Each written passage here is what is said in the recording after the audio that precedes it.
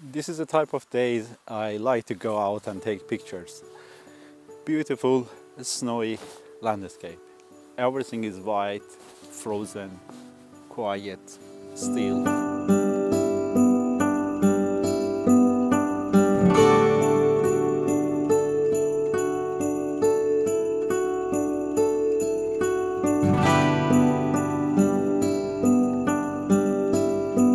But for the first picture of day, I have found this scene that is I will show you now in a second. There is a forest behind me, and there is one gnarly oak tree standing out of the crowds here. That catch my attention. I'm gonna take this picture. I just arrived here actually, and that was see that's a good subject. So let's take a picture of that, and I will talk about photographing in the snow and what should you think about and consider. Let's take this picture. So as you can see here, I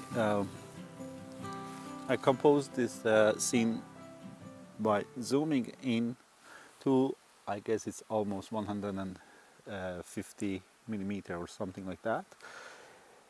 And I have this tree in the, I actually took some tree compositions. One is like this that you can see here now, and the other one I put the tree in the middle, something like that, and one here.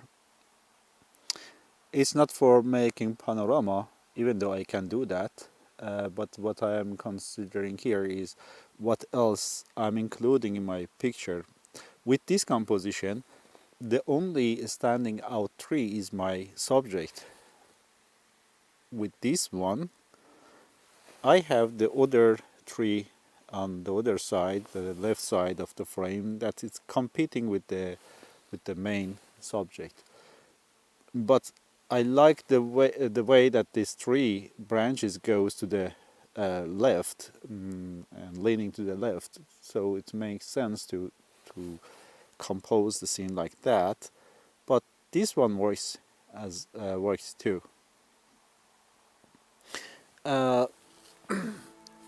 As far as the settings goes, I'm open the aperture to something like 4.5 and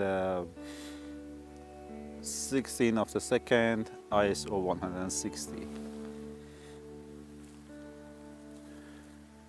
When I was processing this image, actually I preferred this frame where the tree is in the middle. I didn't like the other two composition as much as this one.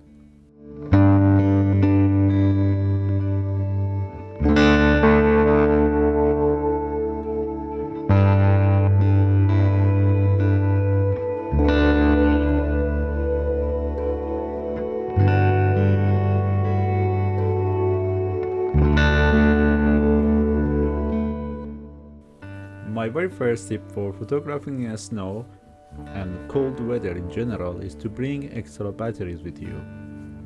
You're gonna need it. So, one thing to consider when you're shooting in the snow scenes like this is actually to push your histogram to the right as much as you can.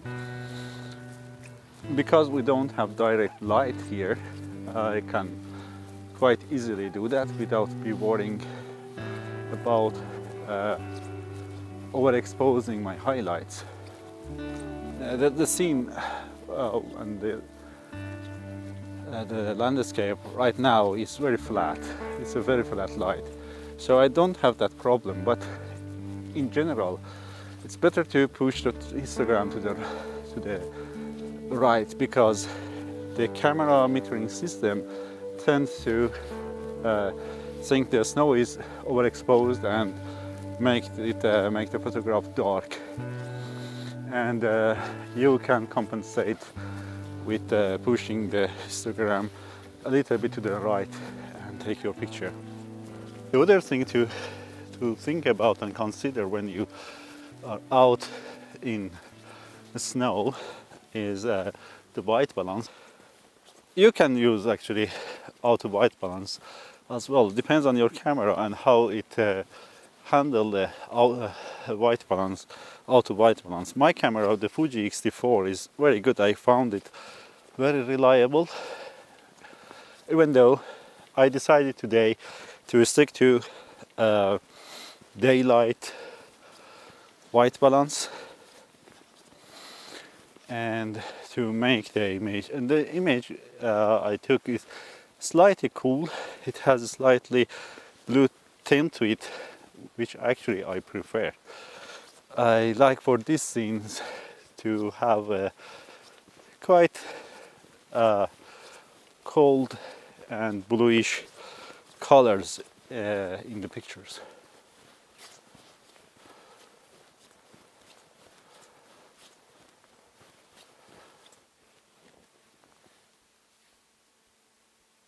So quiet.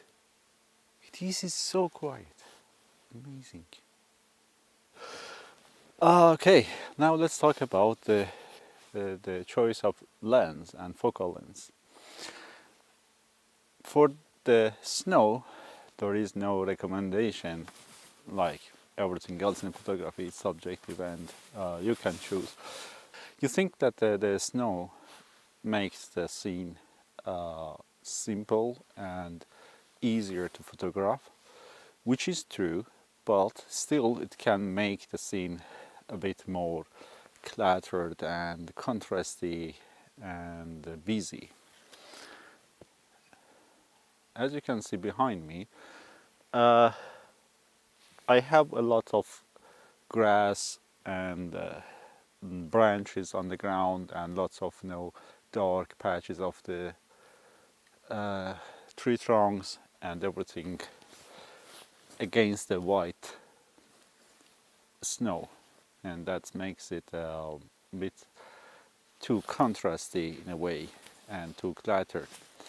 So I'm going to show you, because my subject is this tree with like a V shape with many tree trunks coming out from, I guess, one root system, and that I want to take a picture of that. But right now I'm using 24 millimeter on the crop sensor, which is about 35 millimeter on full frame camera.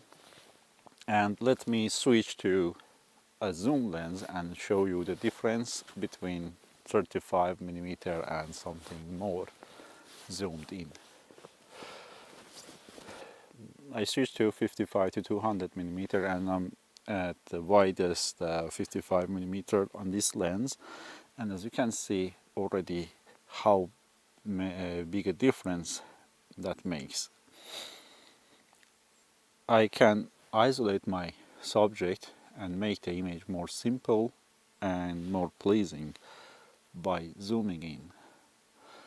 With the wide angle lens, if I want to create something similar, I have to go towards the tree and be very close to it. And that's actually has a risk, because then I will include the sky. Because of the wide angle lens, I want to have the tree, but just tree. I have to go close, but still I will get some sky, and that image won't be as interesting as zooming in.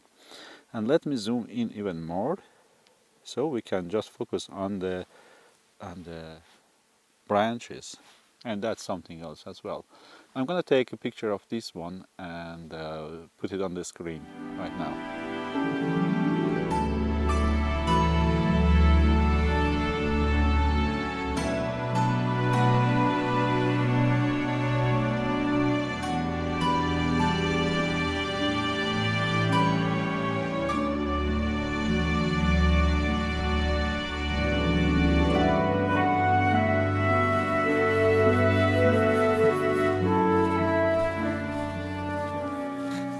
One of my favorite compositional techniques is using frame in frame technique, meaning you frame one subject with another one. In this case, I have this tree here with two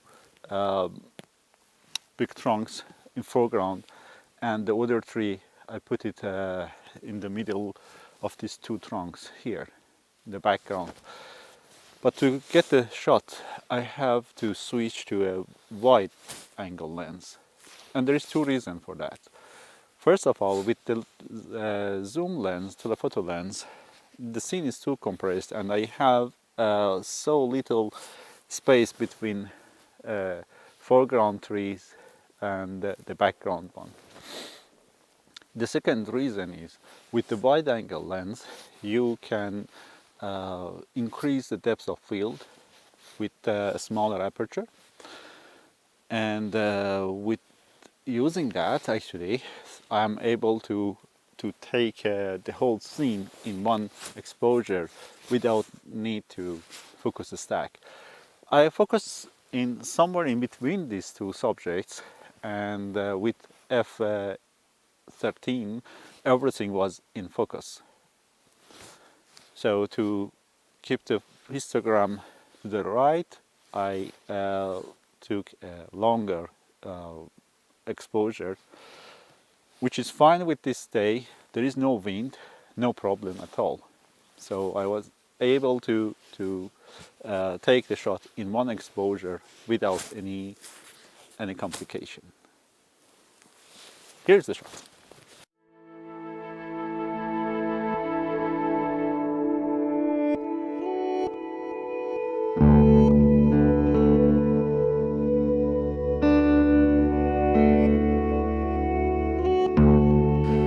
So I hope you enjoyed the video so far, and please be sure to hit the like button and subscribe to the channel. That will help me a lot and to make more videos. But let's continue see what I can find next.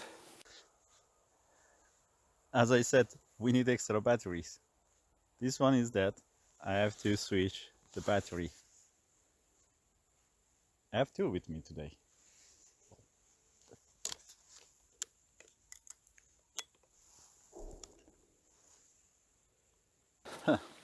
My battery almost died and I had to change to a new one.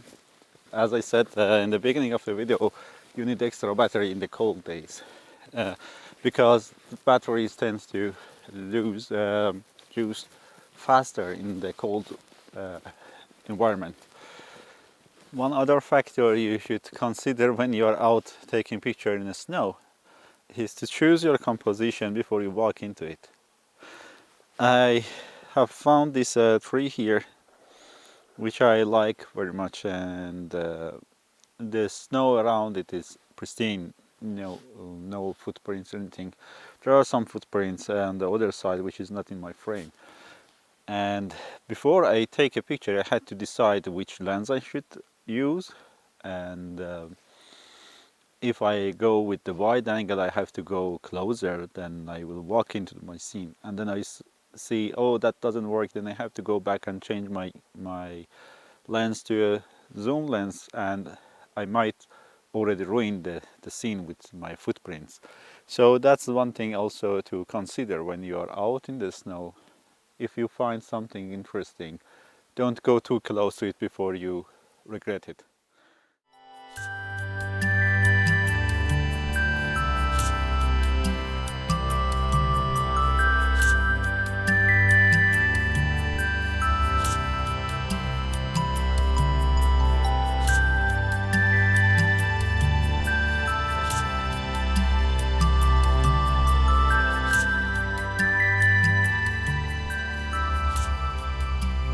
I found this scene, and to take a picture of this scene I had to move a little bit to the side to find the right balance in the image and avoid trees to merge to each other or touch each other to create tensions.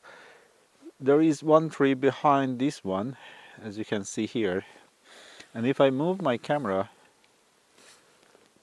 you can see that how the scene changes, and that tree now touched this one in the middle and creates a tension here which I don't like.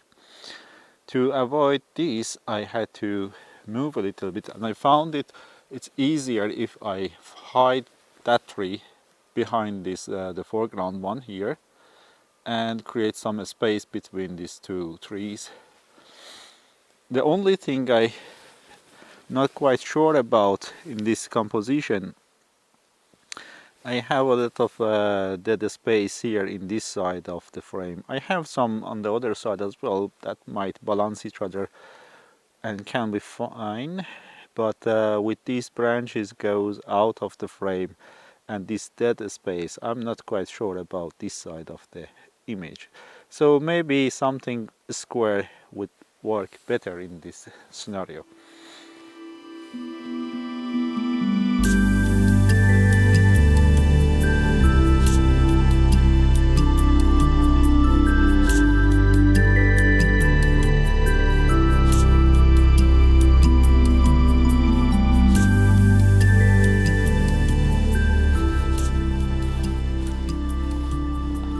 I am so glad I came to this location. I have passed this forest once in summer when I was hiking with a friend, and I really like this area, and I thought to myself that I have to come back one day and take some pictures, and I'm glad that I came today, because everywhere here it's absolutely beautiful.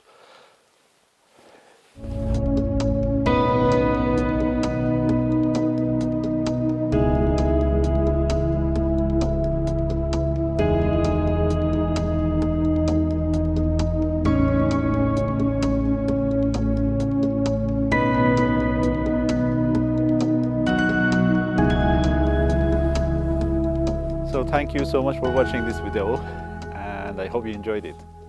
I did really enjoy this time, my time here in this forest, and I hope you liked the video and the pictures. And please give it a thumbs up and subscribe to this channel, which will help me and this channel a lot. Thank you so much for that. And I hope to see you soon in the next one. Until then, take care. Bye. So my last tip for photographing the snow is to get out and shoot the snow as soon as you can, because the snow won't last forever. 20 hours after I shoot this video, there was a rain and it washed away all this beauty. So get out and take picture of the snow before it's too late.